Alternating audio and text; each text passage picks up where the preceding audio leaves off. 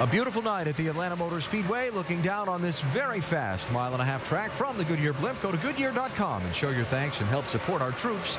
Goodyear is the official tire of NASCAR. This racetrack, built on these grounds in 1960, held its first race July 31st of 1960, celebrating 50 years of racing this year. And boy, the memories we've got in the competition at this racetrack in that time, some of the most thrilling finishes in NASCAR history we've seen. How about this one? Kevin Harvick, Jeff Gordon. Oh, I couldn't believe that. That was an amazing day for Richard Childress Racing. Good close finish, and Harvick wins the thing.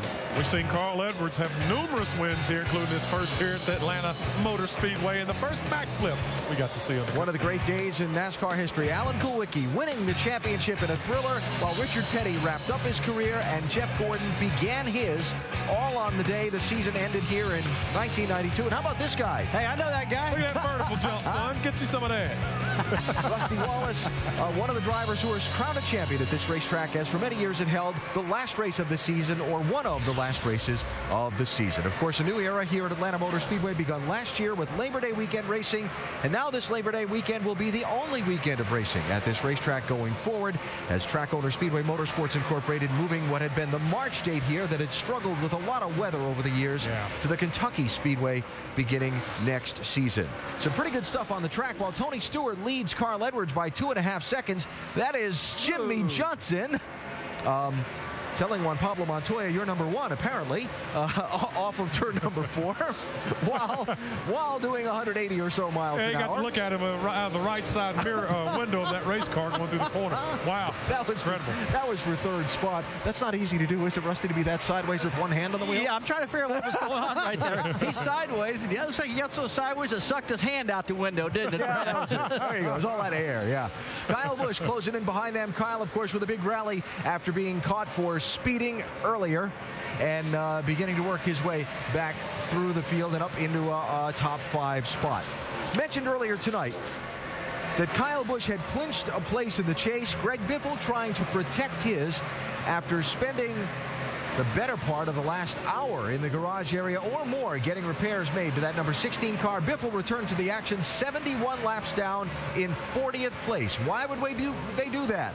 Well, every car he passes on the racetrack in terms of the final finishing order tonight, and there's already 2 other cars that are, actually 3 other cars that are off the track. That's 3 points per position. 9 points can make the difference next week in Richmond. Absolutely. They got that car looking awful good, too. I mean, they did a great job putting that thing together, and the reason they do that, NASCAR makes them run a minimum speed, so they can't go out there and just kind of lollygag around the bottom of the track. They got to run fast. Yeah, guys did a great job on that team of getting that car back in shape, and Greg's going to go out and pick up some very valuable points, take a little bit of pressure off once we get to Richmond next week. Good race for 11th spot here. Jeff Gordon 24, Dale Jr. 88. Junior's another one. Looks like he's been hanging on out there in this long run, gentlemen. And at one point, give Hendrick Motorsports the props. We've been picking on them a little bit about their lack of performance. They had 3 cars in the top 10. Right now that's drifted back with Earnhardt and Jeff 11th and 12th.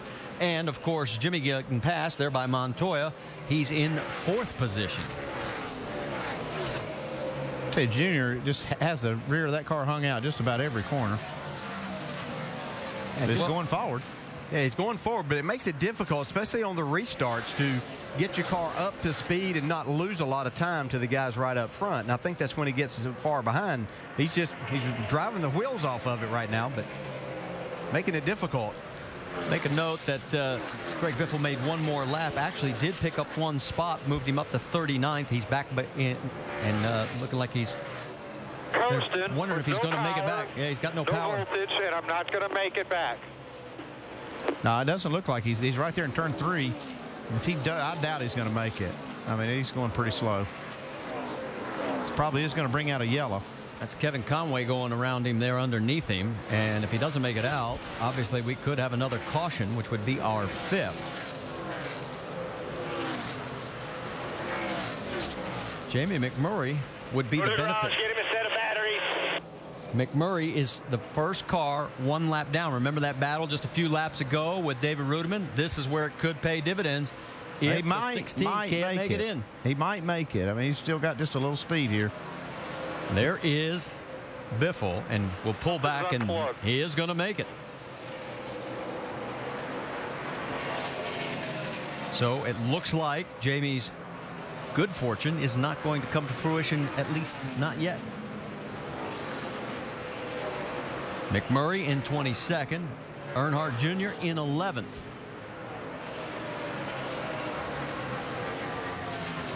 While all this is going on, Tony Stewart's lead is now up to 4 seconds over Carl Edwards. That's the biggest lead anybody has had all night. Checking in with Casey Kane and Jeff Burton, that is a battle for position. That is 8th place at stake. And again, you mentioned it a little bit earlier, DJ. A great, whoa! Man, it seems like everybody that goes below that yellow line pays a price. Well, yeah, you can get that left front tire down there to help your car rotate just a little bit so you can get some drive up off the corner.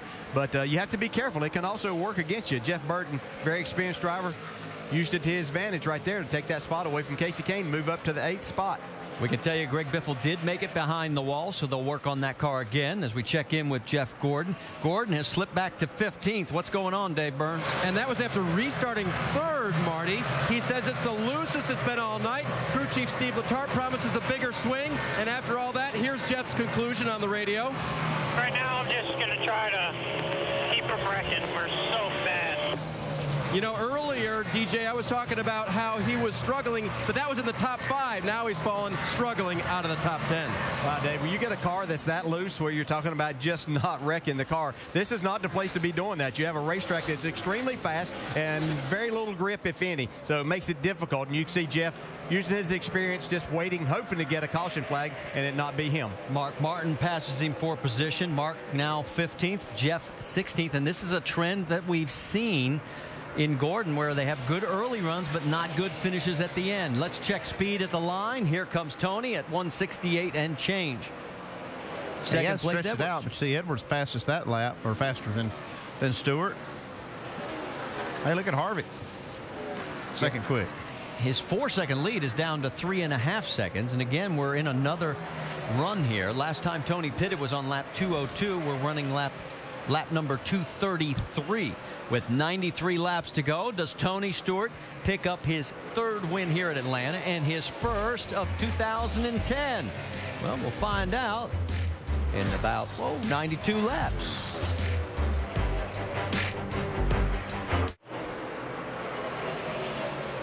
Welcome back to the Emory Healthcare 500, and make sure to go to NASCAR.com for all your latest NASCAR information.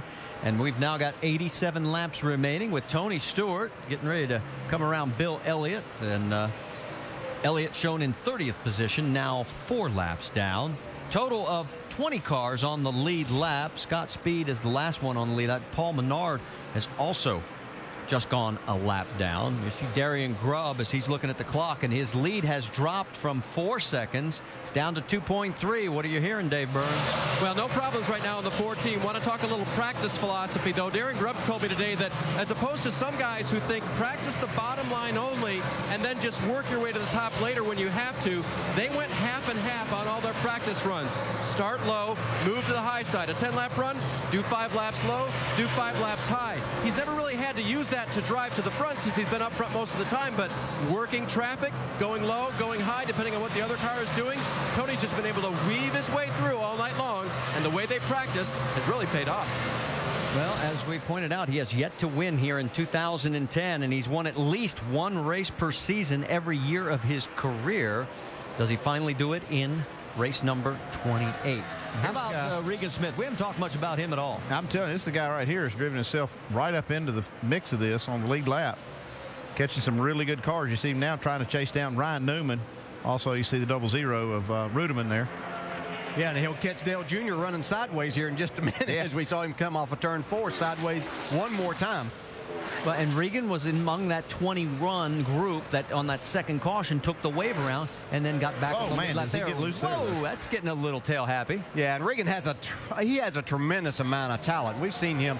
He does a good job with his race car. He doesn't find himself in wreck. He's helping his race team become a much better race team too. And has just re-signed with Furniture Row Racing, a multi-year deal. Let's go to the 2 box because Juan Pablo Montoya is under attack from Kyle Busch. At least he was for the moment. On the left side of your screen, you can see where Regan has gotten around Rudeman. And Rudeman, of course, is 1 lap down in 23rd position. But He's also got Ryan Newman up ahead of him as well.